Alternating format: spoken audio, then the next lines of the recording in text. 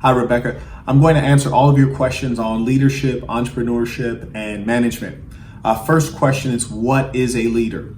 A leader is one who is comfortable standing out in front, being alone sometimes and being separate from the followers. You are in advance of them so that you may lead them, which requires that you be confident because you will then be subject to criticism because at the end of the day, the buck stops with you. You make the final call. What is a leader? A leader is a great listener. So even though you make the final call, you should be taking into account all of the opinions and perspectives of your constituents, your audience, whatever group or mass that you're leading. And you should be sharp enough to bring all of those ideas down into an action plan that you can execute. You may not take everyone's advice, but you should at least attempt to be a hearer of the things that they say. So a leader is one who is a great listener, one who can create a plan, execute the plan, one who is comfortable standing out in front and also being subject to the criticism that comes along with being the final decision maker. That is what a leader is. How do I define leadership? Well, leadership is defined by getting the job done, which means that you have a group of people who have signed up to follow you because they have rapport with you and they believe that you're competent, and they have decided to stand behind you so that you can get them from point A to point B. Leadership is defined by getting the job done, and getting the job done means taking most or all of your group to the finish line. There are some things in which you might start with a group of 100 people, but by the time you're done, you just have 12 disciples. You might start on Mao Zedong's Long March, but by the time you're done, half of your army has dwindled because of raids by enemies, because of hunger, because of death. You get most of your people across the finish line. That is leadership.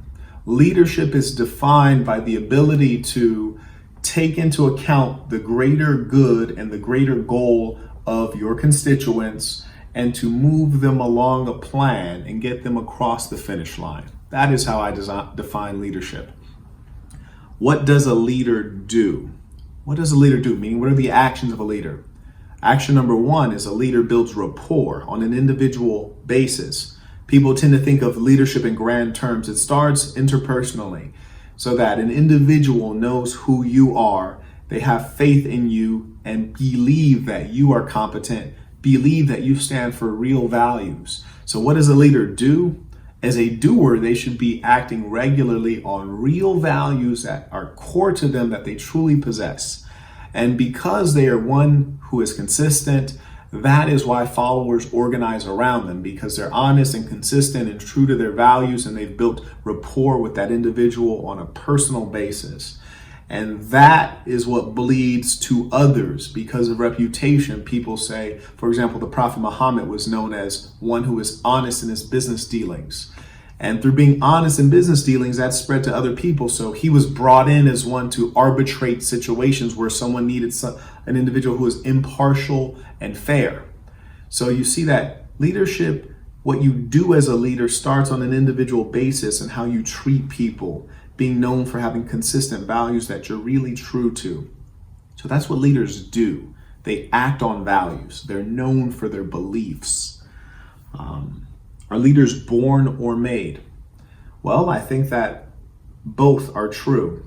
Undoubtedly, there are characteristics that are born into us. Perhaps, my father, for example, is a very confident man's man. Whether I want to be that or not, that was born into me. Being confident helps one being a leader, because when you're a leader, you are subject to tremendous amounts of criticism. Also, when you're a leader, sometimes you are the only one, right? There's not a co-CEO. There aren't two. There's just one. If you make a decision and the company tanks, it was your fault. You have to be comfortable dealing with that in your gut. So you have to be confident to make the decision. You also have to have a strong stomach to deal with the possible consequences or the real consequences if things go awry.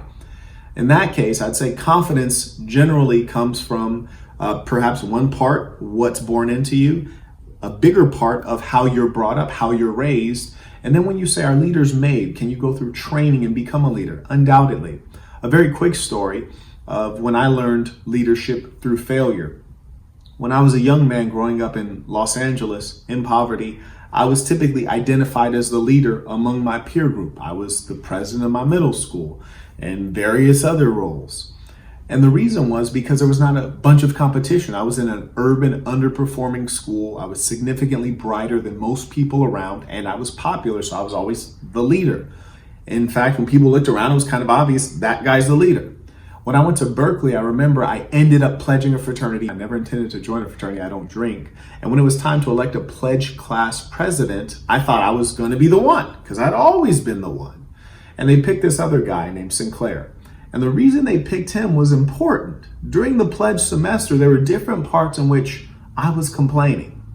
There were different parts in which certain pledges were struggling, and instead of helping them, I was more so looking at them like, come on, you can't do this. Give me a break. This is so easy.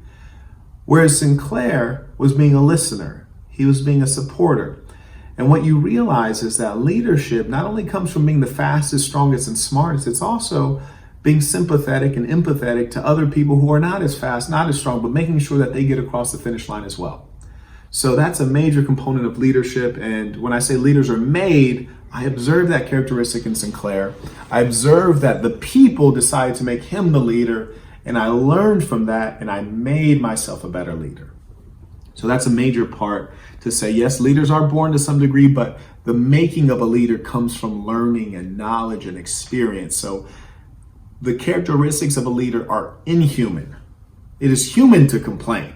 It's very human to be lazy and inconsistent. It is inhuman to be robotically consistent with your values, to be extraordinary. Leaders are extraordinary. That's why people submit to them and follow them. What's the most significant attribute an individual can possess in regards to leading others? Number one attribute is being a great listener. People say of Bill Clinton, when he speaks with you, he is intently listening to you as though you are the only person in the room. I think that's a part of Bill Clinton's charm. Being a listener, the other person feels important and they feel intelligent. You inspire them. People really want their leaders to inspire. They want their leader to make them feel bigger. I think people confuse leadership with aggrandizing the self. You should really be aggrandizing the other person. So the number one trait of being a great leader is being a sincere listener, seeking to truly understand. Do you perceive yourself as a leader? I do perceive myself as a leader, but the more important thing is, do others perceive you as a leader? Because you're really going to be off point if you think you're the leader and others don't think you're the leader. You're not a leader if you don't have any followers. You're not a leader if people don't sign up to who you are. Another historical example, during Nazi Germany, the Nazis had these leaders called Gauleiters. And an individual within the Nazi party reached out to Hitler and said, hey, I think I should be the Gauleiter of this particular area. I should be the leader. And then Hitler says, well, why aren't you the leader? He says, because so-and-so's the leader, but he's doing a bad job. And Hitler says, well, then take power. Which is to say, if you were meant to be the leader, they would have elected you, or you'd be able to take over power yourself. Meaning that it's not the title that makes you the leader.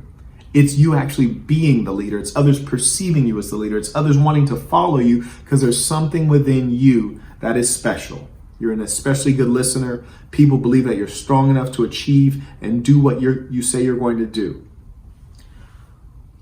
What drives you? It's a very general question. I'd say what drives me is achievement. I never feel more full of life. I never feel happier or more satisfied than when I'm achieving. And the question is, what are you achieving? For me, there are a number of things that really excite me. I think that achieving economically, when you're in school, your scorecard is your grades. When you're out of school, your scorecard is income. And when you deliver service or value to people, they tend to return you dollars. So I think that's a fun way to achieve. I also enjoy achieving in a way that helps people improve their lives. My first job was as a teacher, so I tend to think of myself as a teacher in all things. That was my training and that was my calling.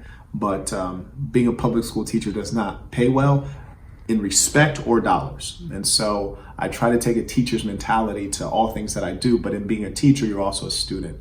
So what drives me is being a real learner, being a real teacher, and achieving. achieving economically and achieving in ways that help other people better their lot in life. Difference between leadership and management. Leadership is something that's extraordinary. Management is something that's very common. There are many managers. Management is when you maintain something. A system has already been created. You are operating the system to its best effect.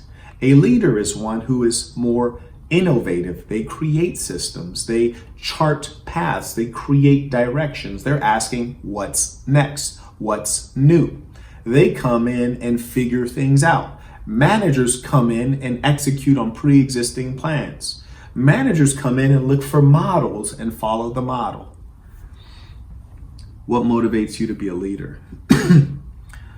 What motivates me to be a leader is, it is what I am.